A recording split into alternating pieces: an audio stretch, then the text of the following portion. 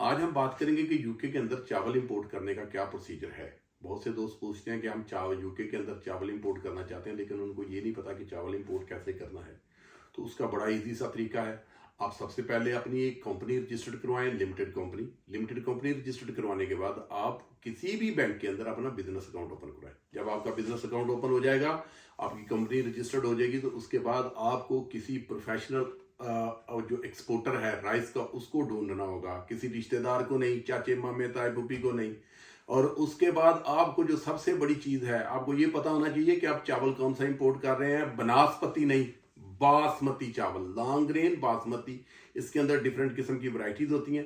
जब आपको इन चीज़ों का पता चल गया, आपको आपकी पैकिंग का पता होना चाहिए। आपको ये बताएं कि आपकी जितनी छोटी पैकिंग होगी आपकी प्राइस बढ़ती जाएगी, जितनी पैकिंग बड़ी होगी आपकी प्राइस कम होती जाएगी।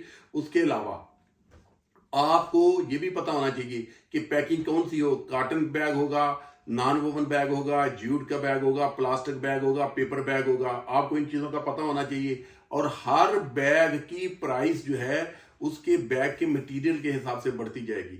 जब आपने एक्सपोर्टर भी ढूंढ लिया, आपको चावल का भी पता चल गया, आपकी पैकिंग भी डिसाइड हो गई, तो पाकिस्तान से या इंडिया से जो भी शख्स आपको चावल एक्सपोर्ट करेगा यूके के लिए, जून 2024 से यूके ने एक नई पॉलिसी बनाई है कि अब चावल सिर्फ वही इंपोर्ट हो सकता है यूके के अंदर जो पेस्टिसाइड क्लियर होगा।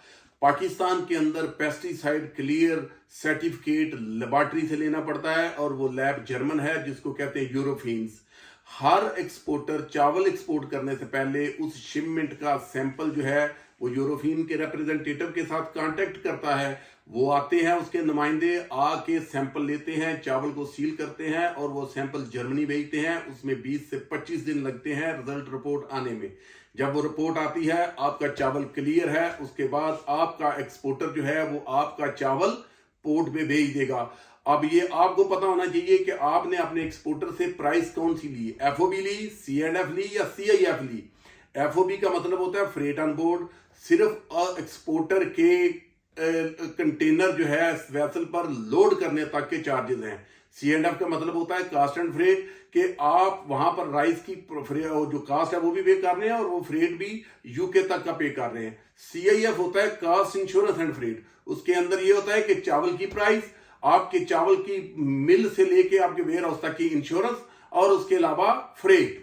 जब आपका चावल वहां से एक्सपोर्ट के लिए निकल गया, आपने पेमेंट अपने एक्सपोर्टर को कर दी, तो आपका एक्सपोर्टर आपको डॉक्यूमेंट्स भेजेगा। उसके अंदर एक होगी इनवॉइस, एक होगी packing list, original bill of lading जिसको बीएलबी कहते हैं वो होगा। उसके साथ यूरोफिन्स जर्मन लैब का सर्टिफिकेट होगा, क्लियरेंस सर्टिफिकेट रिपोर्ट होगी। आपके पास जब ये डॉक्यूमेंट्स आएंगे तो आप ये डॉक्यूमेंट्स अपने कस्टम क्लियरेंस एजेंट को यहाँ यूके में देंगे। आपका कस्टम क्लियरेंस एजेंट आपकी शिपमेंट आने से पहले वो सारे के सारे डॉक्यूमेंट्स कस्टम्स को सबमिट करवा देगा। आपके चावल पर यूके में 14p पर किलो के हिसाब से आपको लेवी पड़ेगी चार्जेस। आपका अगर 24 टन का कंटेनर है तो उसका फ्रेट कम होगा, अगर आप 24 से ऊपर करेंगे तो फ्रेट बढ़ जाएगा।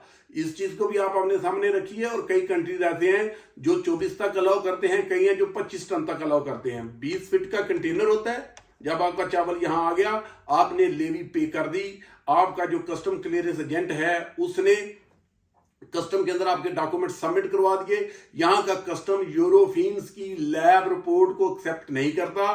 रैंडमली ये किसी भी एक कंटेनर को चेक करने के लिए भेज सकते हैं। अगर आपका कंटेनर होल्ड कर लिया गया है उसके लिए उसका पेस्टिसाइड चेक करने के लिए, तो उसमें 10 से 15 दिन भी लग सकते हैं और वो चार्जेस भी पड़ सकते हैं। इन सारी चीजों को आप अपने सामने रखने के बाद अगर आपका कंटेनर क्लियर होता है तो वो जो आपका कस्टम क्लियरेंस एजेंट है वो आपसे चार्जेस लेगा, लेवी चार्जेस प्लस ट्रांसपोर्टेशन और कस्टम क्लियरेंस चार्जेस, और आपका कंटेनर आपके वेयर हाउस तक पहुंचा देगा। जब आपके वेयर हाउस में आएगा तो वहां पर आपके पास लेबर होनी चाहिए जो उसको ऑफलोड करे। 2 घंटे के अंदर अंदर आपको इस कंटेनर को ऑफलोड करना है। अगर आप 2 घंटे में उसको ऑफलोड नहीं करते तो जो ट्रांसपोर्टेशन कंपनी है वो एक्स्ट्रा चार्जेस आपको डालेगी। आपने कंटेनर ऑफलोड कर लिया, उसके बाद आपके पास वैन होनी चाहिए, आपके पास फोक लिफ्टर होना चाहिए, आपके पास कस्टमर्स होने चाहिए जिनको आप दे सके। आपका चावल आ गया। ब्रेक्जिट से पहले चावल इंपोर्ट करने के लिए एक लाइसेंस होता था। अब वो नहीं है। वो लाइसेंस इशू करती थी रूरल पेमेंट एजेंसी, जो कि हर किस्म के एग्रीकल्चर जो चीजें इंपोर्ट करने के लिए वो लाइसेंस इशू करते हैं।